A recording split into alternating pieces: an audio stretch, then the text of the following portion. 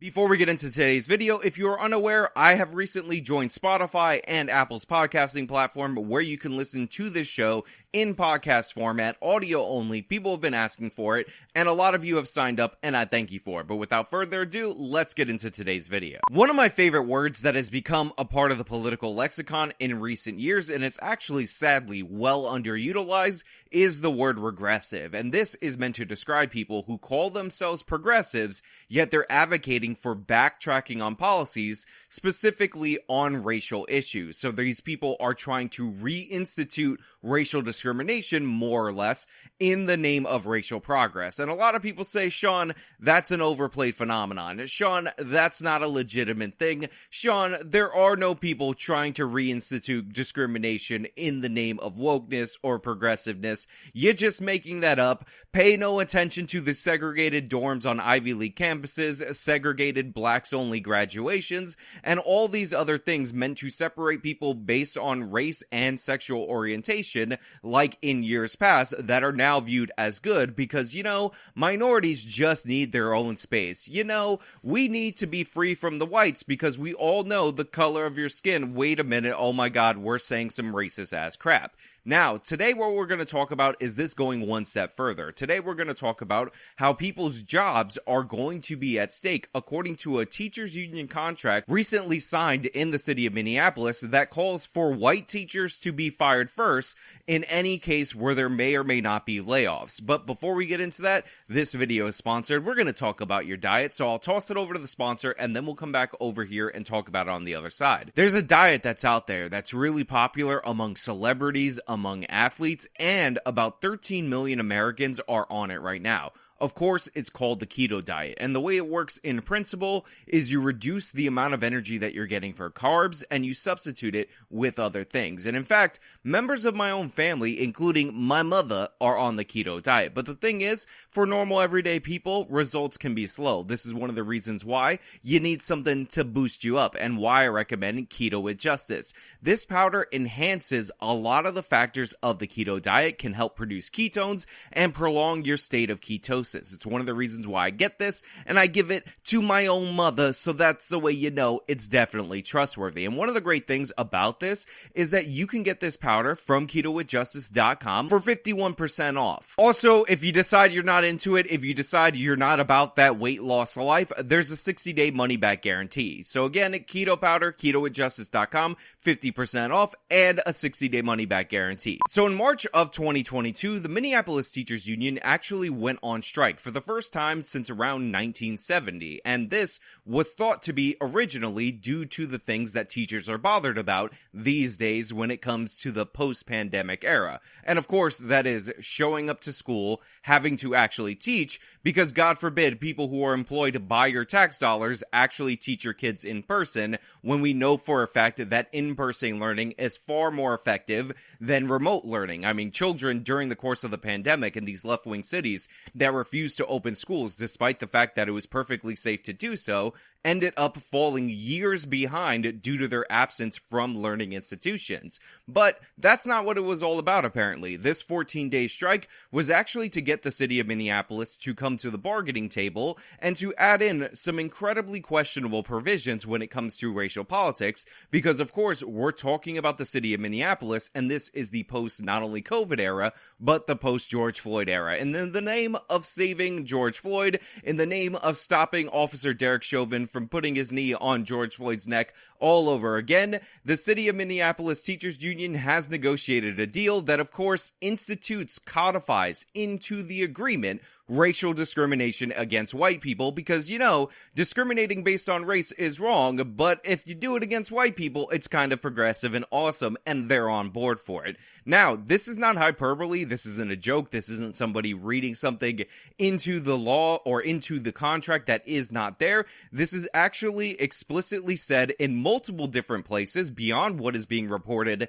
by your everyday news outlets, that this is going to be a part of the new package in this teachers teachers' collective bargaining agreement. Now, the contract actually kicks in 2023, and if you notice throughout the contract, the way they refer to firing or laying off teachers or furloughing teachers is by the phrase excessing. And you just need to know, anytime I'm using the phrase excessing, even if you've never heard of it in this context, what I'm referring to is firing. And what used to happen in our public school systems, which by the way was not a good system, is that teachers were excessed or fired whenever there were cutbacks on staff based on seniority. So no matter your performance, it just matters what time you showed up, how long you've been there, and that would determine the pecking order of which teachers would get fired. Now, according to the Minneapolis Teachers Union, this led to too many minorities being fired because minorities have only recently pushed, I guess, to enter teaching fields. Therefore, they needed to institute a new system that would preserve these minority teachers because they're incredibly valuable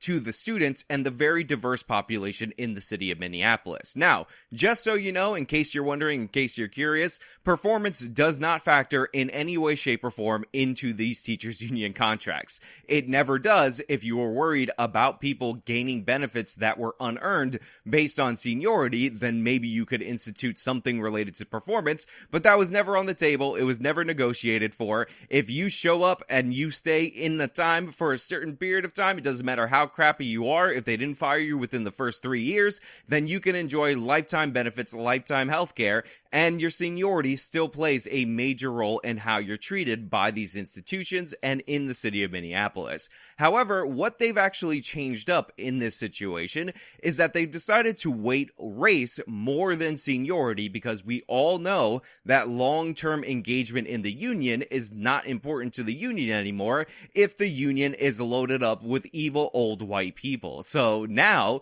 what they're actually doing, and this says it in the contract itself, is laying off people based on race first, and if somebody who is a minority comes up, they will search for the next white person with the lowest level of seniority. Quote, starting with the spring of 2023 budget tie-out cycle, if accessing a teacher who is a member of a population underrepresented among licensed teachers in the site, the district shall access the next least senior teacher who is not a member of an underrepresented population, the contract reads. There's also language in the contract that says minority teachers may also be exempted from district-wide layoffs outside the seniority order and given priority reinstatement according to this contract. So like I just said, what this means is that the Minneapolis City Council, who negotiates with the Minneapolis Federation of Teachers, have brokered a deal where if you are going to start firing people and a minority comes up in your seniority pecking order, they're not going to get rid of the seniority pecking order and go after performance.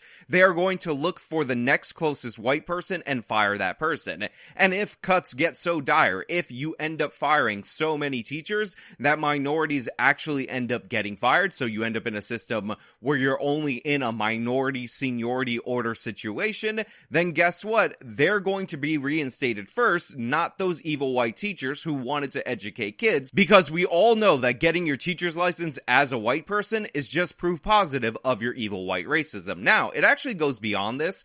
A lot of the focus has been on teachers, but if you actually read the language of the contract really closely, what you'll find out is this is actually applicable to all licensed staff in the schools, no matter the position. So basically, what would happen if you had, a spike in crime due to the fact that you were defunding the police after the George Floyd situation, people fleeing your city due to the fact that you're allowing all this crime and support rioting and cheer it on, and that you have a weak, softer version of Justin Trudeau as your mayor, and that decimates your tax base, and thus you will in the future have to make cuts to the public schools. Well, guess what? The Minneapolis School District and the Minneapolis Federation of Teachers have arranged this in such a way that white people disproportionately feel the brunt of this when it comes to people employed by the public school system. Now, on top of everything that I just said, the contract actually protects the teachers that are employed at 15 different public schools that are considered minority isolated institutions. So, in every other part of the school district, you're going to have a system where if there are layoffs,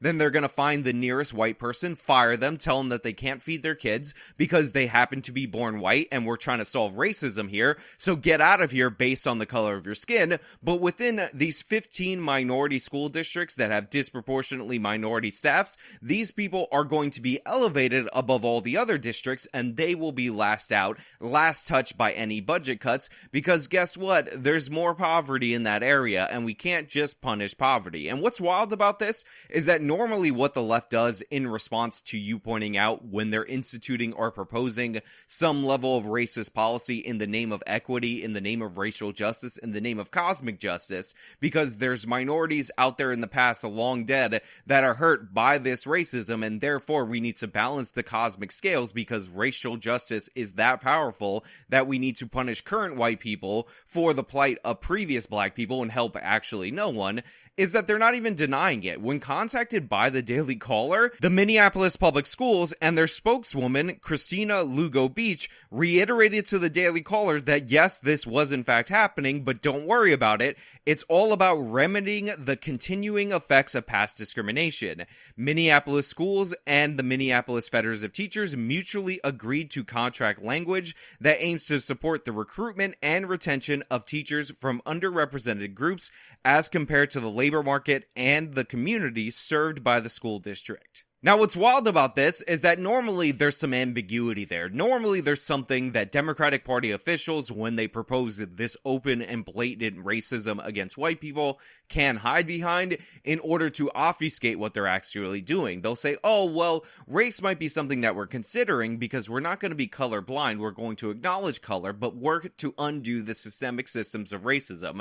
But the thing is, in the contract itself, it says that they're trying to remedy past discrimination based on absolute objective nonsense. Let me read the quote for you so you can understand what I'm saying. Quote, "The race-based firing is intended to make up for past discrimination by the district, disproportionately impacting the hiring of underrepresented teachers in the district, as compared to the relevant labor market and the community. This disparity resulted in a lack of diversity of teachers, according to the contract." So this is racism of the gaps nonsense, and one of the ways that you know that for sure is that if the main issue was the relevant labor market, i.e. there were black people who were qualified to be teachers that weren't hired due to past discrimination, then you wouldn't need the second part of that sentence. But the second part of that sentence is all about the population surrounding the schools, and therefore, if you don't have a teaching staff within the schools that match exactly the pie chart of America or that district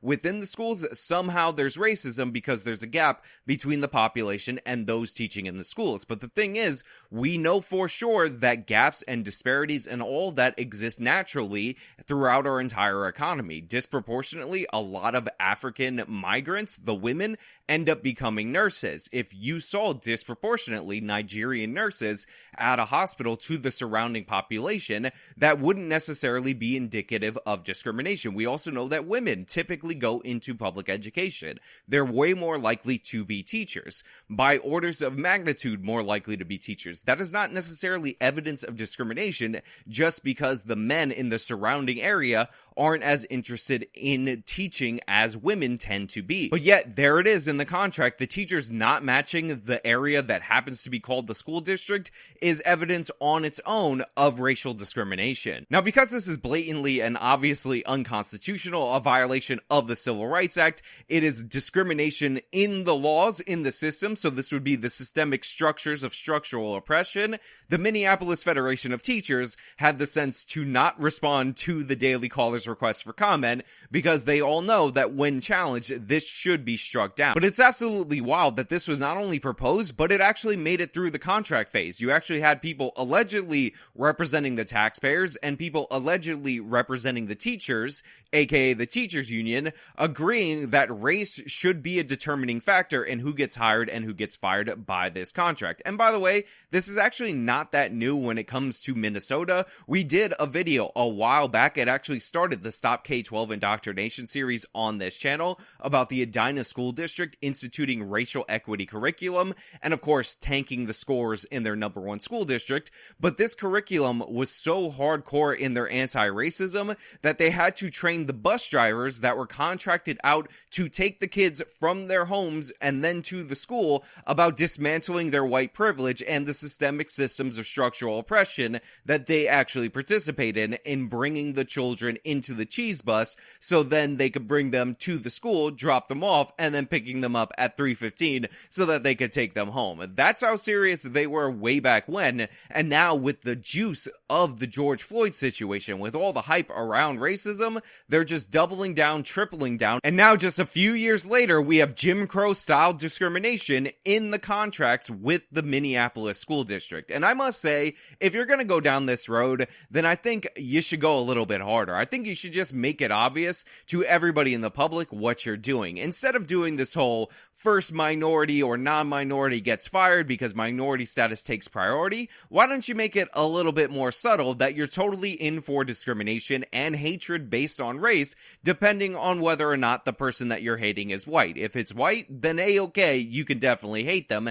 Any other group, you need to elevate them artificially, because think about the evil white people who are evil and white because they're white and therefore they're evil. So this is why I'm thinking that for the next contract, what the Minneapolis Federation of Teachers should actually go for is a different tier of seniority. If you're going to go with the system where there's 2 tiers of seniority and minority seniority outweighs white seniority, why don't you just designate white teacher service time at 3/5 the rate of black people or other minority teachers? Just hammer the point home that you're A-okay with discrimination and you want it in the contract. I mean, seriously, you're talking about how this contract is a statement and it's a model for teachers unions around the world. You might as well make the statement that you hate white people and you want to actively be able to discriminate against them because you read some history books and you feel like you're on one team even though that stuff did not happen to you and you are not negatively impacted by it, and the white people you're discriminating against did not do that and didn't negatively impact you. Just do the 3/5 compromise in your teachers union contracts so that way you can just stick it to them in the law, in the bylaws, that you think they're worth less. And by the way, saying that they're worth 3/5 according to these people, probably a bit too high. These people actively hate white people. They consider them to be consciously and unconsciously conspiring against them, and likely they're just happy to see these people get fired so that they can't feed their families. And to all the idiots, to all the regressive white people that suck up to this, who think that their white guilt being satiated is worth more than feeding their families, I hope you don't have kids. I hope you don't have children. I hope you enjoy paying union dues that basically designated you a second-class citizen in contract negotiations, even though it's blatantly and clearly unconstitutional. What we're going to see in the city of Minneapolis is the new Detroit, is the new Chicago, the destruction of a major metropolitan area. It's going to go down. We're going to see crime spike. They're already at record levels of homicide, and it will all be the legacy of one George Floyd. Everybody's going to talk about how, oh, this man has murals everywhere and he's a great man, and all of a sudden we got change in policing. None of that's going to be the case. What you're going to see is a major metropolitan area be decimated by these insane policies that are all compounding all on one another. And guess what? The people who are probably going to get left behind the most are the black people, because if you're working as a teacher and you just found out that you are a second-class citizen in your job, congratulations, you can move and get a job as a teacher somewhere else where they're not actively discriminating against you based on white guilt and hatred of white people. But hey, those are just my thoughts. Let me know your thoughts down in the comments below. If you like this video, show me by leaving a like, subscribe for more content, follow me on all my social medias, support me via the support links, sign up on the podcast, leave me reviews. I'm going to start reading them. This has been me talking about the Minneapolis Federation of Teachers contract, discriminating against whites. Till next time.